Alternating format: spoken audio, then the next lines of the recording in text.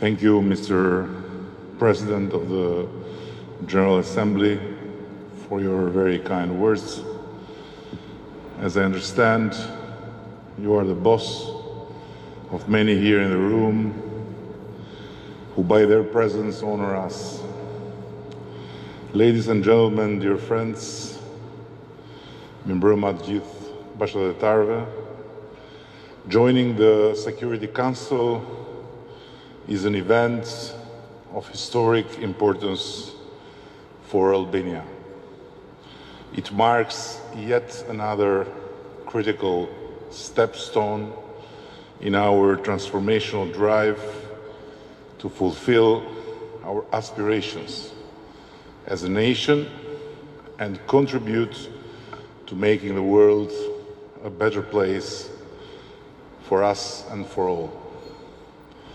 Let me start by going off script and say it bluntly against the ambassador and everyone else's advice. If for anything else, but for such gathering like this one, where so many friends and distinguished guests are present to share this moment with us, I guess the Security Council's seat is worth. Thank you for being here. Only a wild imagination would have had the bravery to dream all this just 3 decades ago. And I even doubt that no wild imagination could have had the bravery to dream all this. At that time, Albania was a bunker in darkness. For almost half a century, it crawled under one of the most oppressive communist regimes in Europe, which made our country be, I need to say it, the North Korea of Europe. The dictatorship came crumbling because of the people's appeal to what human nature has as its inherent exigence: freedom, equality, democracy, and the rule of law. Many times the wheels of history move in odd directions. For us, Albanians, the awakening came rather late, but we kept our sight on the appealing light and have since moved in one single direction, that of freedom, democracy, human rights, dignity, development, and reform. Seeking our deserved place in the region and Europe has remained our compass ever since, even in the most difficult moments in our long and difficult road towards a democratic society, to the family we seek to join, the European family where we belong. The world has changed and transformed during the last 66 years, since the day we entered the United Nations. Many countries and societies have seen their life change profoundly, but I can say without doubt that Albania's transformation is one of the most remarkable and the most impactful. To the point that I tend to agree with friends who tell us that in course of the last 3 decades, Albania has transformed more than during the last 3 centuries. This is our record, one we are proud of, one we only seek to further improve. Nowadays, we notice that the values we used to take for granted as aspirations to attain have been put into doubts. But for us who have survived through dark times, these are doubts we do not harbor, because we know what the alternative to such values is. We have placed international law and human rights at the heart of our agenda for our mandate in the Security Council. We see them as priorities in the world's most powerful body. I don't know how many in this room or outside would agree or disagree with me that wherever human rights are observed, wherever women are respected and empowered, wherever the needs of the citizens are placed first, there is sustainable development and genuine progress. For us, human rights are at the heart of the critical issues of peace and security. The recognition of the universality of rights asks for a clever balance between conflicting principles: sovereignty of nations, which we must respect, and human rights defense, which we must abide by. The Security Council is made to speak out and intervene in the service of these values when gross violations happen.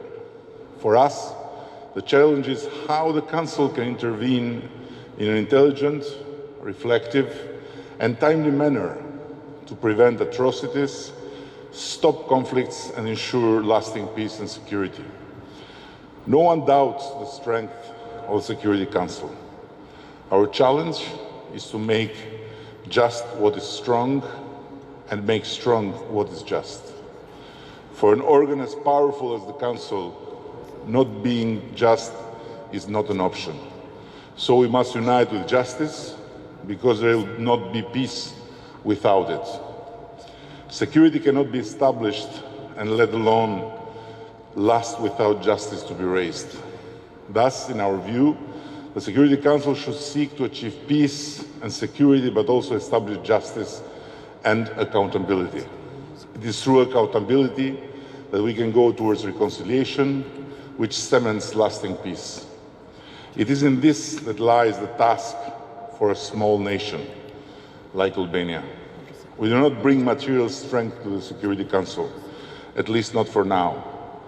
But strength is not what the Security Council lacks, nor is it sheer strength that is required for the Council to address the most pressing challenges to world peace and security today. We have committed to bring our voice, our values and norms in the shared work of the Security Council as a contribution to peace. We wish to share with others our lived experience, our lessons learned. Our direct way to contribute to alleviate suffering to those in need has been to give what we have, what we could, when we had to do it.